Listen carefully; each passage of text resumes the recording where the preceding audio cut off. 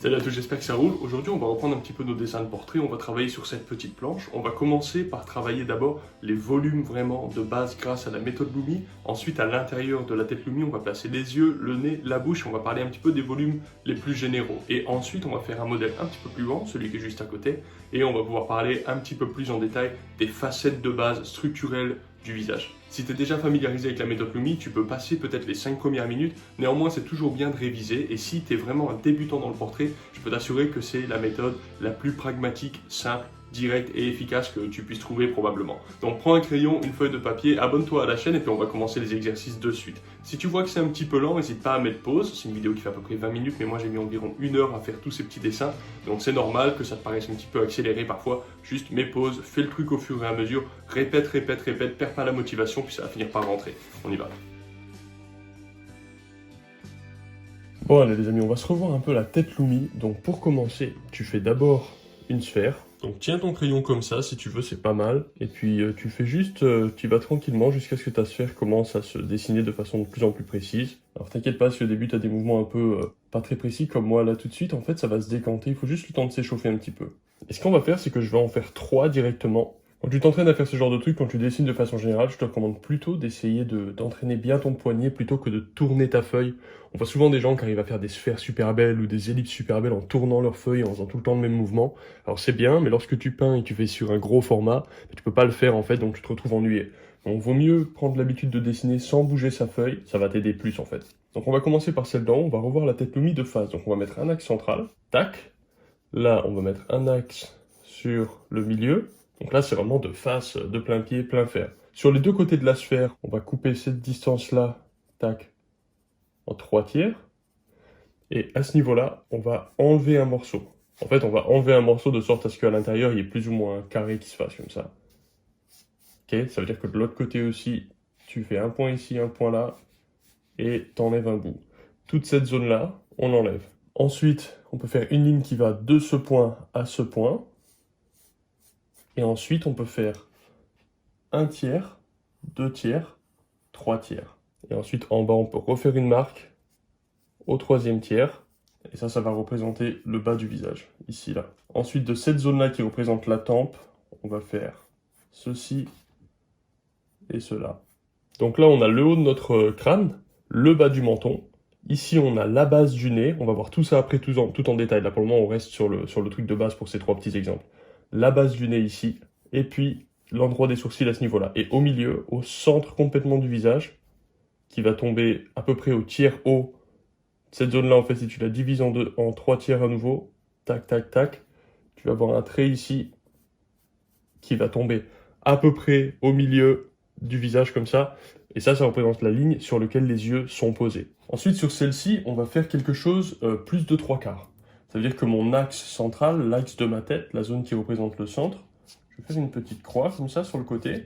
Hop, hop. Et on va de nouveau enlever cette partie ici. Donc là, je fais une genre d'ellipse pour découper un morceau de ma sphère, un peu comme une balle de ping-pong ou une balle quelconque en fait, à laquelle on enlèverait un bout. Voilà. Donc maintenant, on va faire un trait qui représente ce trait-là, et ce trait-là, c'est le même. On va dire que c'est le trait 1. Ensuite, on va faire le trait 2 qui représente l'endroit où il va y avoir les sourcils, c'est celui-ci, là et là. Ensuite, on va avoir le 3e trait, et celui-là, c'est le trait de la base du nez. Donc voilà, il est là. Ensuite, on va faire de nouveau 1 tiers, 2 tiers et 3 tiers. 1, 2 et 3. Tac, voilà. Et là, c'est pas complètement droit ici, donc je vais refaire l'axe puisque c'est sur une sphère. Et là, on va faire le plat du menton et on va relier ça à ça.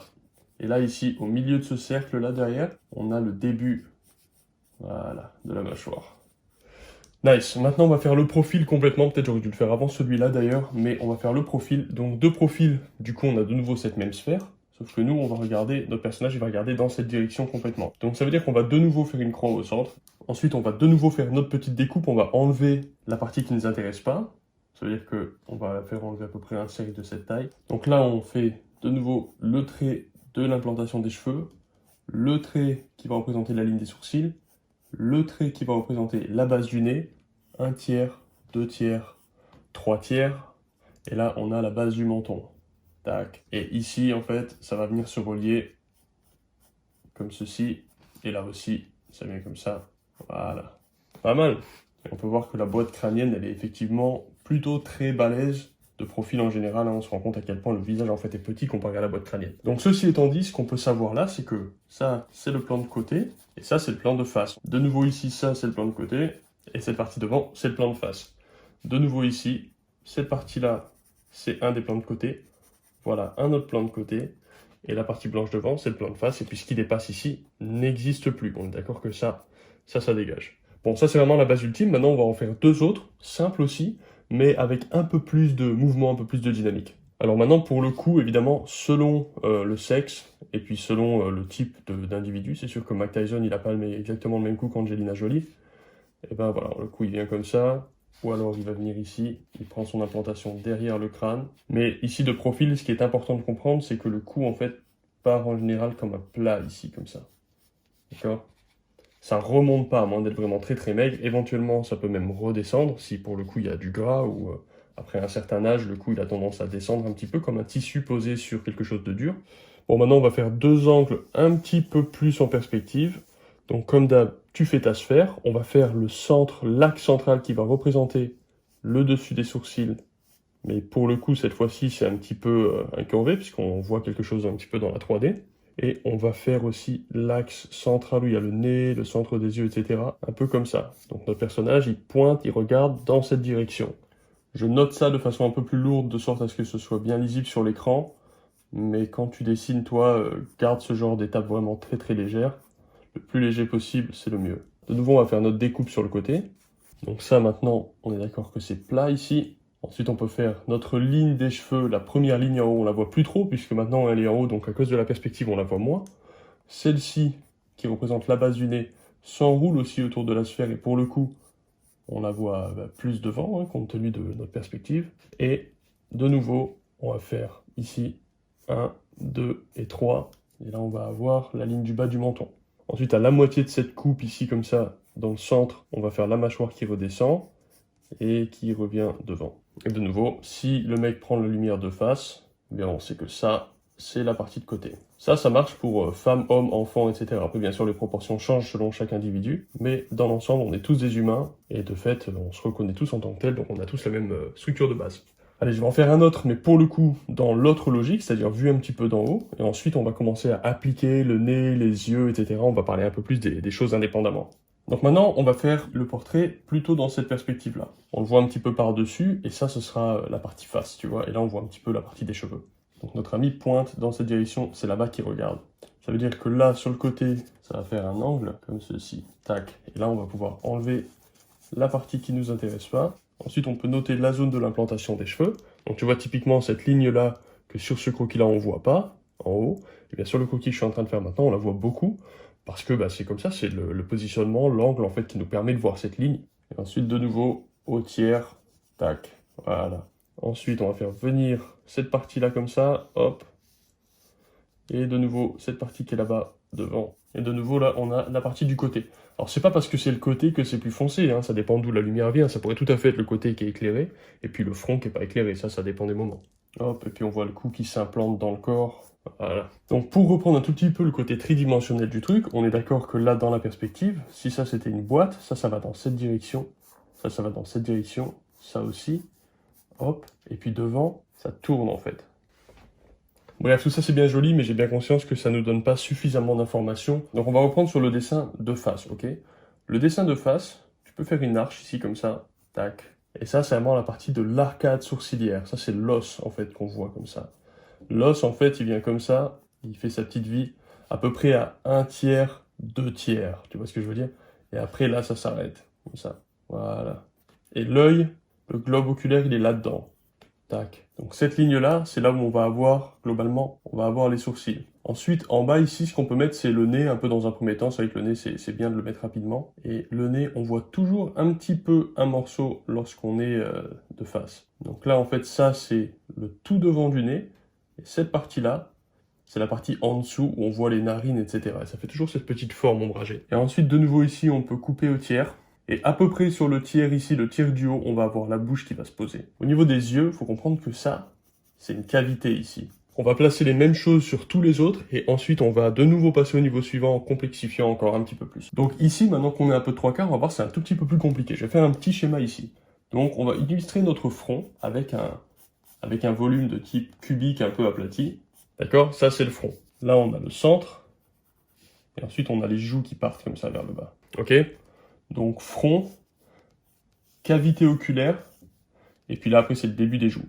Pour le nez en fait, si tu fais l'axe central ici, le nez il va prendre sa base ici et il va venir comme ça en avant, tac, tac.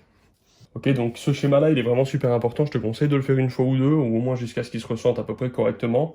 Et en fait voilà, donc il faut comprendre bien que ta ligne de perspective qui est comme ça, elle est toujours bien dans cette direction, ça c'est vraiment super important, pour éviter d'avoir rien qui est de traviole en fait, tout suit cette même ligne.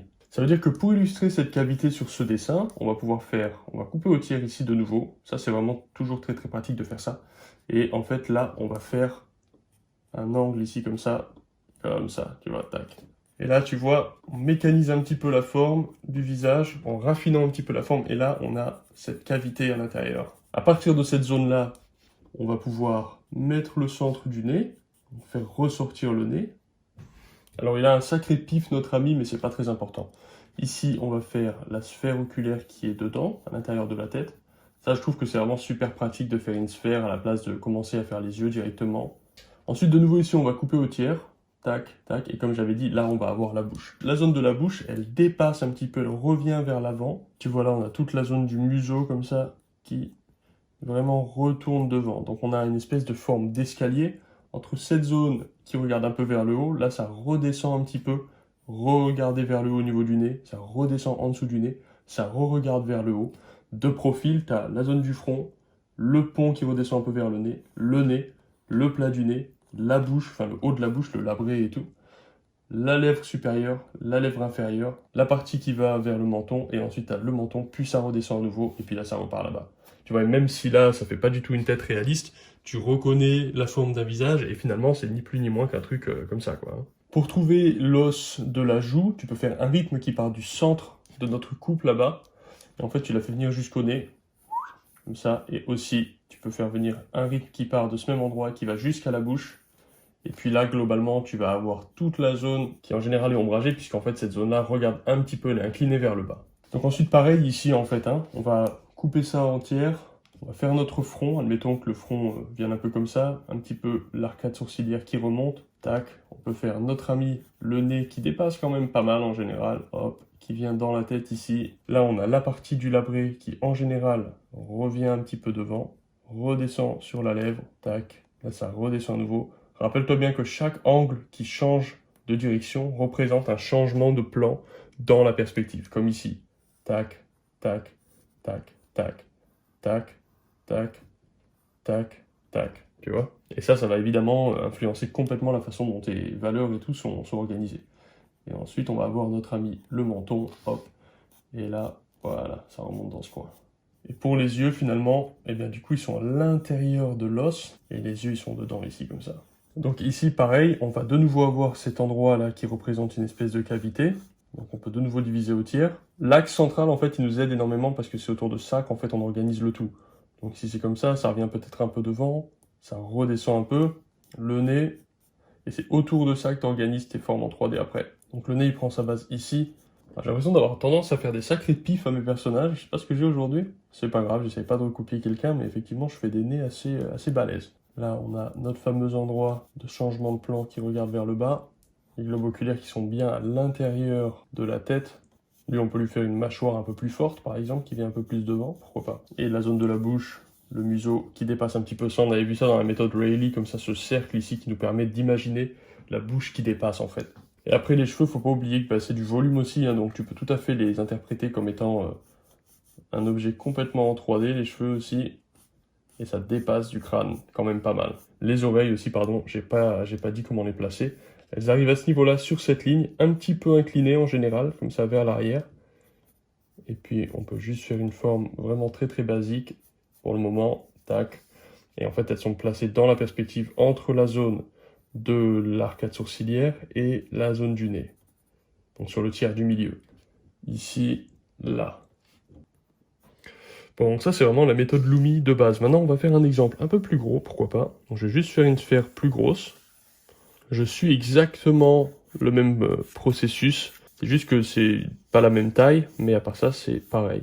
C'est bien de faire des dessins de différentes tailles, de sorte à pouvoir en fait s'acclimater à différents formats. Sinon tu vas être très très bon en faisant des tout petits dessins et puis très mauvais avec des gros ou inversement. Tac. La zone des sourcils, la zone du bas du nez, la zone du menton en bas. Hop, je ferme ici, je ferme là. Magnifique. Bon, nous voilà avec notre tête Lumi vraiment de base à nouveau. Et puis on va pouvoir commencer par appliquer un petit peu plus de détails et tout. Donc on va commencer de nouveau par cette zone-là, en illustrant bien que cette partie-là, elle est renfoncée à l'intérieur de la tête. 1/3, 2/3, 3/3. Partie 1, partie 2, partie 3. L'axe central, on va dire qu'il a un front normal. Ça revient un petit peu à l'intérieur. Et ensuite, ici, on va refaire notre pif qui dépasse et qui va s'implanter à la base ici, là, comme ça. Mais dans la perspective. Donc, je vais faire mon axe central comme ça.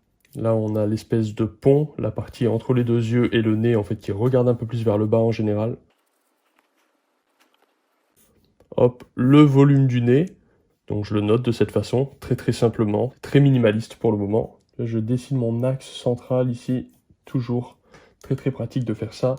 Ensuite, ça va rebiquer un petit peu devant, comme on disait tout à l'heure, la partie du labret.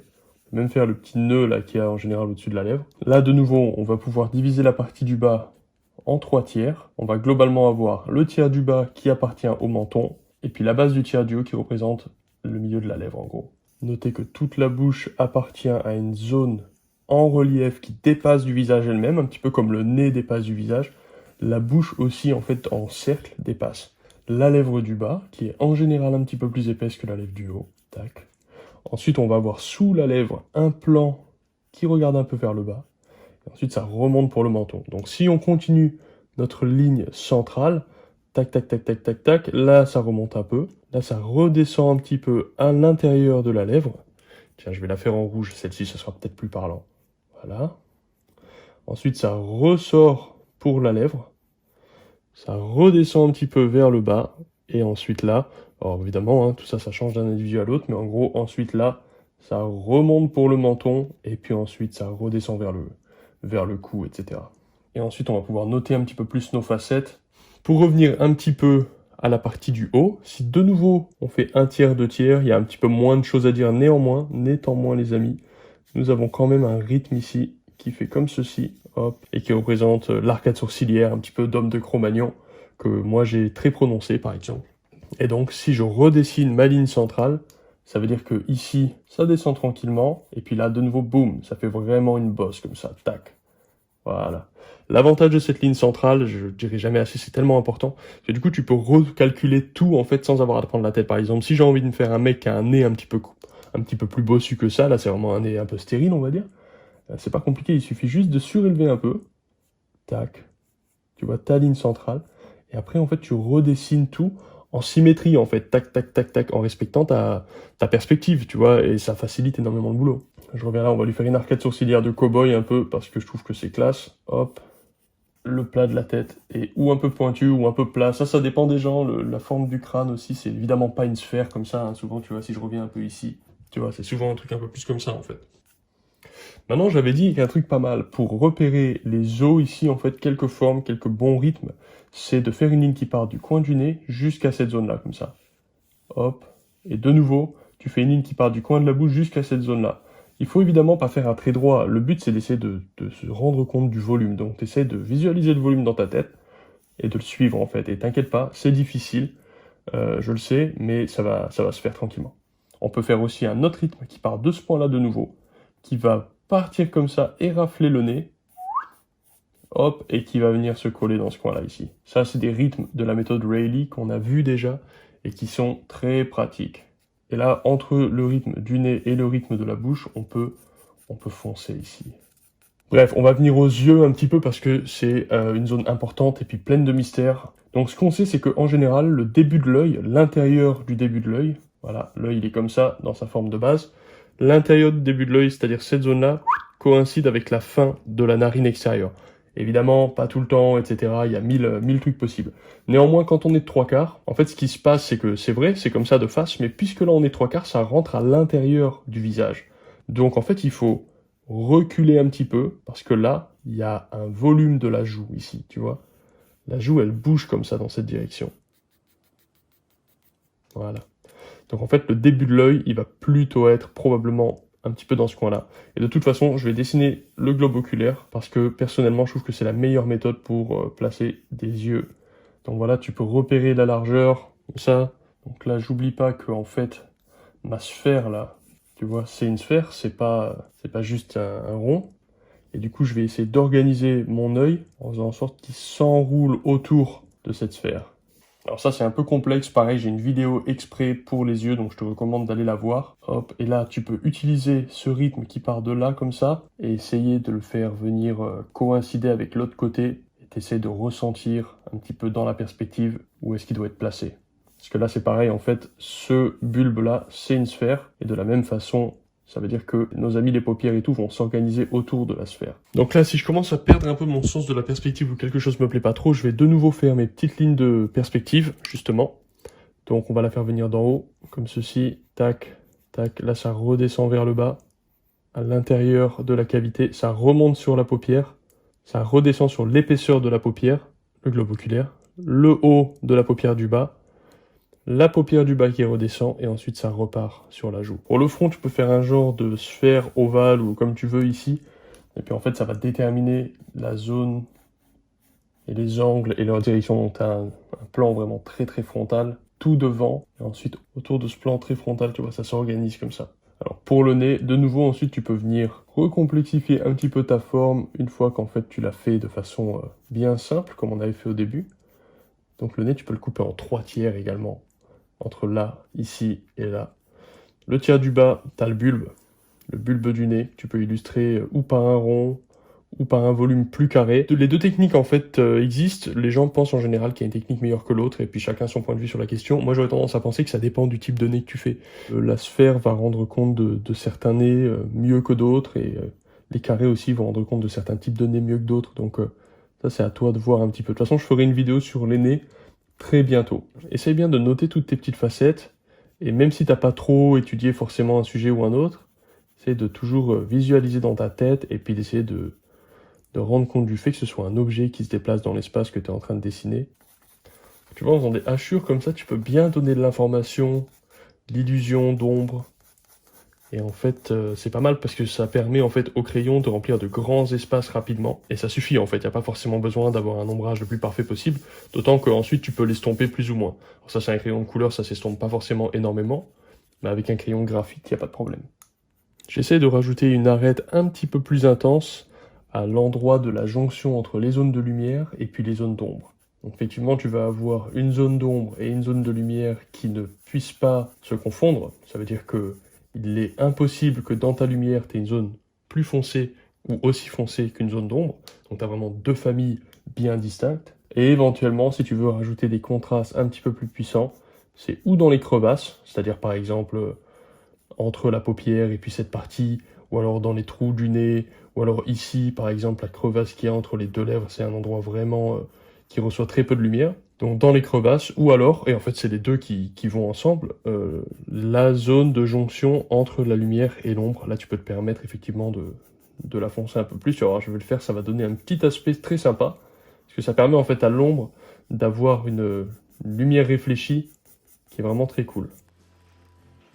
Bon voilà les amis, vidéo déjà terminée. Je suis pas très satisfait avec l'œil gauche de mon personnage, donc ça veut simplement dire qu'il faut que je révise plus moi-même mes fondamentaux et puis mes structures. Bientôt je ferai une vidéo sur les yeux, mais ça m'a donné envie de faire une vidéo sur le regard et puis les deux yeux en pouvant les placer dans la perspective, dans la symétrie, etc. C'est vrai que c'est assez difficile. Faire un œil c'est assez simple, en faire deux qui se ressemblent correctement, c'est un bon challenge.